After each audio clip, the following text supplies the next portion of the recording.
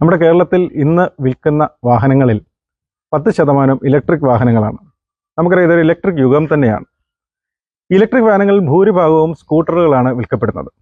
സ്കൂട്ടറുകളിൽ തന്നെ രജിസ്ട്രേഷനുള്ള ഇതുപോലെയുള്ള വാഹനങ്ങളുമുണ്ട്, രജിസ്ട്രേഷൻ വേണ്ടാത്ത വാഹനങ്ങളുമുണ്ട്. രജിസ്ട്രേഷൻ വേണ്ടാത്ത വാഹനങ്ങൾ കൂടുതലായി ഉപയോഗിക്കുന്നത് വിദ്യാർത്ഥികൾ, അതായത് ലൈസൻസ് എടുക്കുവാൻ പ്രായപൂർത്തിയാകാത്ത വിദ്യാർത്ഥികൾ, ഇത്തിരി പ്രായമുള്ളവർ, ലൈസൻസ് എടുക്കാൻ ബുദ്ധിമുട്ടുള്ളവർ, ഇവരൊക്കെയാണ് രജിസ്ട്രേഷൻ വേണ്ടാത്ത ഇലക്ട്രിക് സ്കൂട്ടറുകൾ ഉപയോഗിക്കുന്നത്. അപ്പോൾ ഈ അടുത്ത കാലത്തായിട്ട് നിങ്ങൾ പത്രങ്ങളിലൂടെ മാധ്യമങ്ങളിലൂടെ അറിഞ്ഞു കാണും, മോട്ടോർ വാഹന വകുപ്പ് രജിസ്ട്രേഷൻ വേണ്ടാത്ത ഇലക്ട്രിക് വാഹനങ്ങളെ കേന്ദ്രീകരിച്ച് വിപുലമായ ഒരു പരിശോധന നടത്തിയതും ഒട്ടനവധി വാഹനങ്ങൾ പിടിച്ചെടുത്തതും. അപ്പോൾ എന്തുകൊണ്ടാണ് ഇത്തരം രജിസ്ട്രേഷൻ വേണ്ടാത്ത ഇലക്ട്രിക് സ്കൂട്ടറുകൾ ഞങ്ങൾ നിരന്തരമായി പരിശോധിച്ച് നടപടിയെടുക്കുന്നതെന്ന് നിങ്ങൾ ചിന്തിച്ചിട്ടുണ്ടോ? രജിസ്ട്രേഷൻ വേണ്ട എന്ന രീതിയിൽ വിപണിയിൽ ഇറക്കുന്ന പല വാഹനങ്ങൾക്കും രജിസ്ട്രേഷൻ്റെ പരിധിയിൽ വരുന്ന വാഹനങ്ങളാണ് എന്ന് ഞങ്ങൾ കണ്ടെത്തിയത് കൊണ്ട് തന്നെയാണ്. അപ്പോൾ നിങ്ങൾ ആലോചിക്കും, അതുകൊണ്ട് ഞങ്ങൾക്ക് എന്താണ് പ്രശ്നം? ഇത് വിൽക്കുന്ന ഡീലറല്ലേ ബുദ്ധിമുട്ടുന്നതെന്ന്? തീർച്ചയായും അല്ല. സാധാരണക്കാരൻ നമ്മൾ രജിസ്ട്രേഷൻ വേണ്ട എന്ന രീതിയിൽ ഈ വാഹനം ഉപയോഗിച്ച് ഏതെങ്കിലും അപകടത്തിൽപ്പെട്ടാൽ യാതൊരു വിധമായ ഇൻഷുറൻസ് പരിരക്ഷയോ നമുക്ക് കിട്ടുകയില്ല. കൂടാതെ നിയമ നടപടികൾക്ക് വിധേയരാകുകയും ചെയ്യും.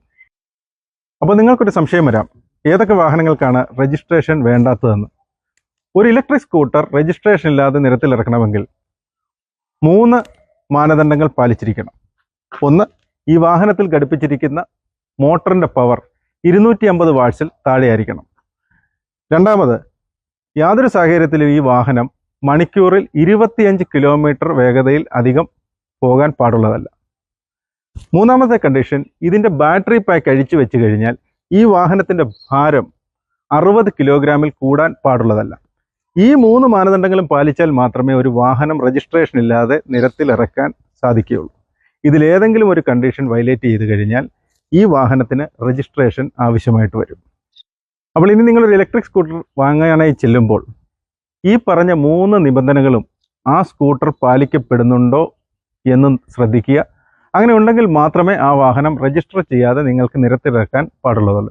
ഇനി ഒരു കാര്യം കൂടെയുണ്ട്, ഈ വാഹനത്തിന് രജിസ്ട്രേഷൻ വേണ്ട എന്ന് ഒരു ടെസ്റ്റിംഗ് അതോറിറ്റി കൊടുത്തിരിക്കുന്ന അപ്രൂവൽ നമ്പർ വാഹനത്തിൻ്റെ രജിസ്ട്രേഷൻ പ്ലേറ്റിൽ, അതായത് മുന്നിലും പിറകിലുമുള്ള രജിസ്ട്രേഷൻ പ്ലേറ്റിൽ കൃത്യമായും ആ നമ്പർ രേഖപ്പെടുത്തുകയും വേണം. അപ്പോൾ ഇനി ഒരു ഇലക്ട്രിക് സ്കൂട്ടർ വാങ്ങുമ്പോൾ ഈ കാര്യങ്ങളൊക്കെ ശ്രദ്ധിക്കുക. ഈ പറയുന്ന മാനദണ്ഡങ്ങളൊക്കെ അത് പാലിക്കുന്നുണ്ടോ? അങ്ങനെയാണെങ്കിൽ മാത്രമേ രജിസ്ട്രേഷൻ ഇല്ലാതെ ഈ വാഹനം നിരത്തിലിറക്കാവുള്ളൂ.